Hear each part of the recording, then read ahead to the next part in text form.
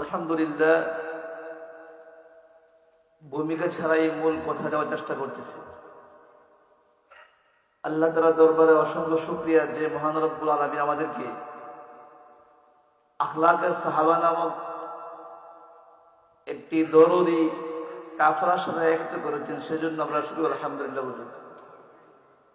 আখলাকে সাহাবা এমন এক কাফেলা, আমরা এমন এক কাফেলার আমির পেয়েছি যিনি আমার কাছে, আমার এক উস্তাদ সাহেব বলতেন, তোমার পীর, তোমার মুরব্বী তোমার কাছে সবচেয়ে শ্রেষ্ঠ। তোমার উস্তাদ বক্তব্যের কায়দা পড়াইছে, তিনি তোমার কাছে সবচেয়ে শ্রেষ্ঠ। অন্যদের কাছে ছোট হতে পারে, আমার সাহেব আমার কাছে মাথার মুকুট। যতক্ষণ পর্যন্ত এমনটা মনে না করব, ততক্ষণ পর্যন্ত আমার সাহেবের কাছ থেকে আমি কোনো কিছু নিতে পারবো না। যখন আমি আমার সাহেবকে এমন মনে করি, দিলতে মহাব্বত করব, তখন তুমি আমি আমার সাহেবের কাছ থেকে কিছু অর্জন করতে পারবো। আর অর্জন করতে হলে দুইটা জিনিসের প্রয়োজন।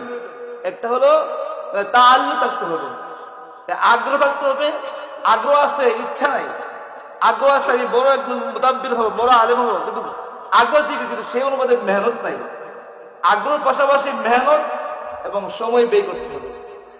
আজকে আমরা এই বাংলাদেশের চৌষট্টি জেলা থেকে বিভিন্ন দূর দূরান্ত আমরা আগমন করেছি, এক পথে কেন? কিন্তু আগ্রহ আছে, আগ্রহের পাশাপাশি চেষ্টাও আছে।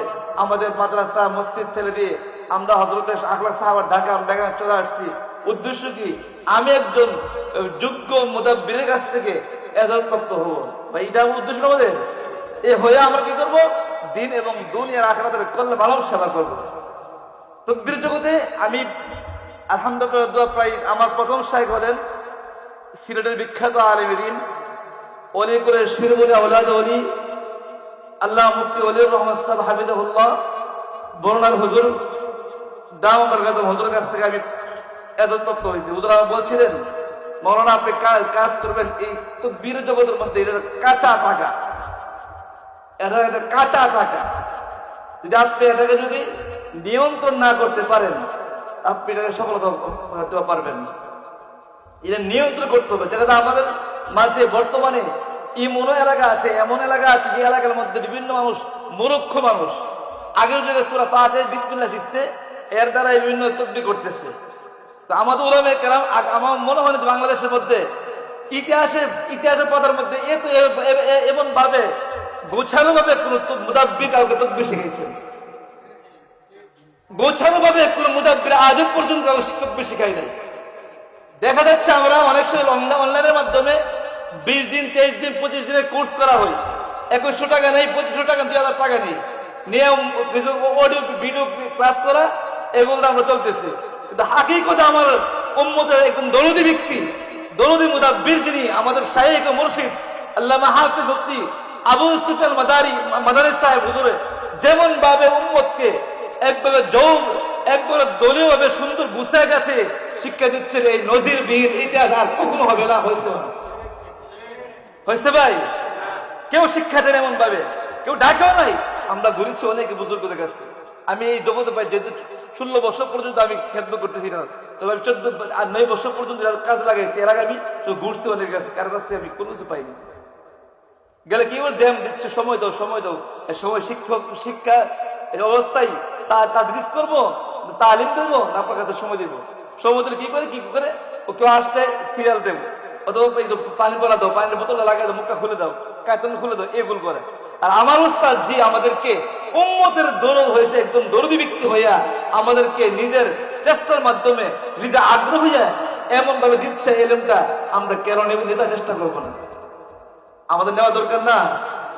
সেজন্য আমরা নেব, তবে মনে রাখবো যে অল্প টাকার মাধ্যমে কোরআন বিক্রি করব না। মানুষ যেন আমাদের এমন না বলে যে আমরা কোরআনকে অবহেলিত করি, আবার যে কোরআনকে আমরা কোরআন সবচেয়ে শ্রেষ্ঠ, কোরআন ইমাম ওয়া শিফা রাহমাতুল লিল মুমিনিন, পুরা কোরআনে আপনি বুঝেন না, আমি বুঝতে পারছি না। আমি উস্তাদের কাছ থেকে আমি দীর্ঘ 9 বছর যে শিখছি, যা অর্জন করেছি 9 বছর পর্যন্ত, আমি মাত্র 20টা ক্লাস করে 20 দিনে ওনার কাছ থেকে তার চেয়ে বেশি শিখতে পারছি। উনি একটা কথা বলছেন যে একই চিকিৎসক, একই রোগীর একাধিক রোগীর একই চিকিৎসা। রোগ একাধিক চিকিৎসা একটাই, কিন্তু হুজুর আমাদের কাছে এই একটা হিকমত ওনার কাছ থেকে শিখেছি। সেজন্য ভাই আমরা আমাদের অবস্থান থেকে আমরা তো মনে করি যে অনেকে তাবিজ বেছে সেই বেছে, এমনটা কেউ বলুক তাই বিল্লাহ পদে বলছে তাবিজ তো তাকে পানা চাওয়া হয়। তাবিজ তো শুধু এমন বিষয় নাই, এটা কোরআনের মাধ্যমে চিকিৎসা করে সাহাবে কেরাম থেকে নিয়ে ইমাম অনেক বুজুর্গ সাহাবে কেরাম তা করেছেন, তাকে হাতে নিচ্ছেন সাহাবে কেরাম ভালো করছেন, ভক্তি হাতে নিচ্ছেন ভাই হাতে রাখছেন। আমরা কেন করবো না? আমরা নেব করবো, আমরা আমাদের ভারসাম্য বজায় রাখবো। আমাদের উস্তাদ মত আমাদেরকে যে উদ্দেশ্যটাকে আনছেন সবচেয়ে বড় আজকে উদ্দেশ্য হলো আমাদেরকে কেমন ভাবে কি করে আমরা রোগ নির্ণয় করব।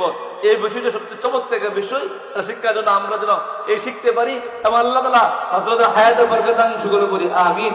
এবং আল্লাহ তাআলা যেন আমাদের দূর দূরান্ত যে সমস্ত মুতাব্বির ভাইরা আসছেন আপনাদের কাছে, আমি সবাই ছোট, সবার থেকে আমি নগণ্য ব্যক্তি, আমি দোয়া চাই আল্লাহ পাক যেন আমাদের সকলকে যেন এক হয়ে আখলাকে সাহাবার প্রতি জীবন মরণ পর্যন্ত একজন আবু সুফিয়ান আল মাদানী হুজুরের এই খেদমত থাকতে পারে, আল্লাহ সেই তৌফিক দান শুকর করি আমিন।